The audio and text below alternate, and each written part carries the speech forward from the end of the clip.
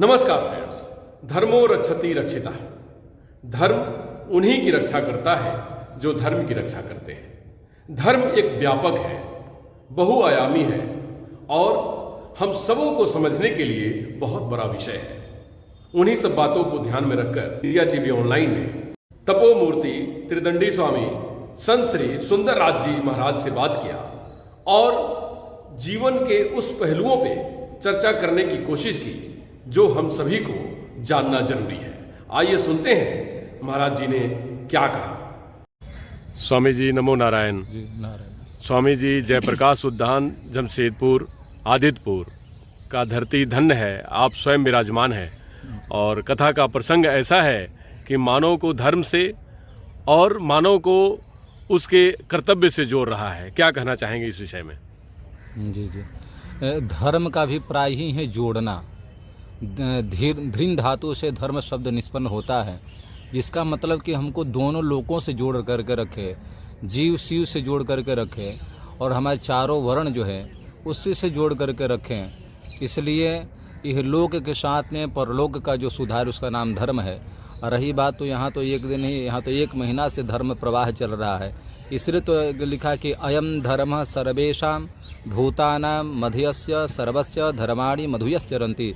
ये धर्म जो है आपस में भाईचारे के संबंध को बताते हुए और समस्त जीवों को जो सुख प्रदान करे और वैभवशाली संपन्न उसको बनावे, दुखों से दूर करे और अंतोगत्वा परमात्मा को प्राप्त करे, उसका नाम धर्म है। इसलिए तो धर्मोत्तर माता, इस संसार में सबसे बड़ा धर्म माँ है। जैसे माँ बच्चे की रक्षा करती है, धर्म उस प्रकार से हमारी रक्षा करता है। जैसे पिता का ख्याल सदैव पुत्र के ऊपर में होता है, उसी प्रकार से धर्म सदैव हमारे ऊपर रक्षा करता, ध्यान रखता है। इसलिए मानव, अच्छा रही बात 84 लाख योनि में मनुष्य एक ऐसा जो धर्म को समझ सकता है, जान सकता है।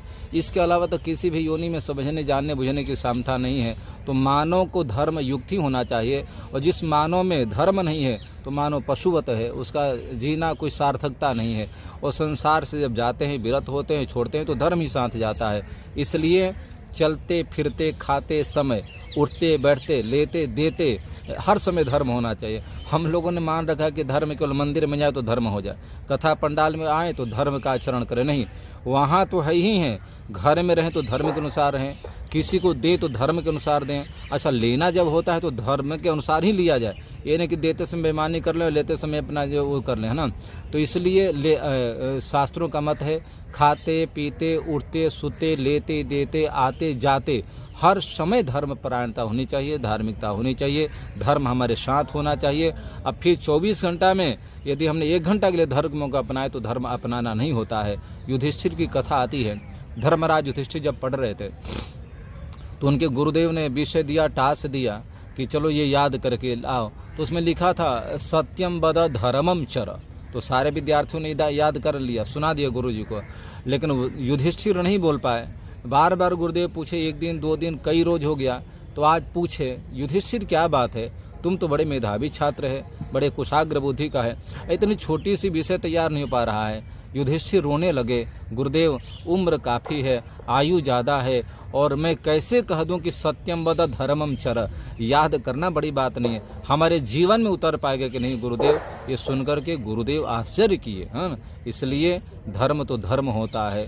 तो युधिष्ठिर आदि महापुरुषों से हम सबको शिक्षा मिलती है कि धर्म हमारे जीवन में होना चाहिए, लोक व्यवहार में होना चाहिए, तो निश्चय हम सबका मंगल होगा। जी स्वामी जी, अभी आधुनिक युग है और खासकर युवाओं में काफ़ी ऐसी जागरूकता है धर्म के प्रति भी और अपने जीवन को कामयाब करने के तरफ भी। तो उन सबों को क्या कहना चाहेंगे आप जो कम समय में अपनी धर्म की रक्षा कर सकें और धर्म की सेवा कर सकें? जी, युवाओं को होना भी चाहिए।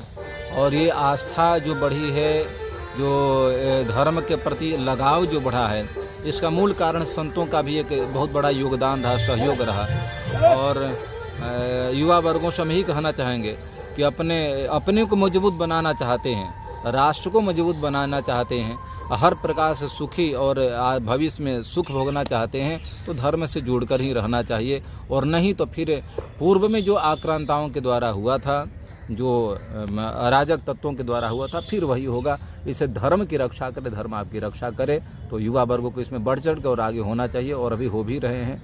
बड़ी प्रसन्नता है। स्वामी जी, आखिर में क्योंकि समय कम है और बहुत सारे श्रद्धालु इंतजार कर रहे हैं आपके, स्वामी जी यहाँ पर खासकर जयप्रकाश उद्यान में एक बहुत बड़ी मंदिर की संकल्पना ली गई है भगवान शिव की और गुरु जी की आशीष और उनके भूमि पूजन के स्थल पर, तो उस मंदिर निर्माण के लिए और उन सभी कार्यों के लिए क्या कहना चाहेंगे? लोगों से चर्चा हुई थी, लोग बड़े इच्छुक है, आदित्यपुर वासी आसपास वाले भी, कि हमारे आदित्यपुर में जमशेदपुर यानी कि उद्यान जयप्रकाश उद्यान में इतना भव्य मंदिर का निर्माण हो। जैसे खरकई नदी है, ये उत्तर वाहिनी है, तो इसका महत्व और ज़्यादा है। और मैं परमात्मा से प्रार्थना करूंगा कि पूज्य स्वामी का जो संकल्प था और इन लोगों का जो एक उद्देश्य है, लक्ष्य है, भगवान जरूर पूरा करेंगे, और सब लोग लगे हैं, भगवान पूरा करेंगे, ऐसा उम्मीद है। ओम नमो नारायण।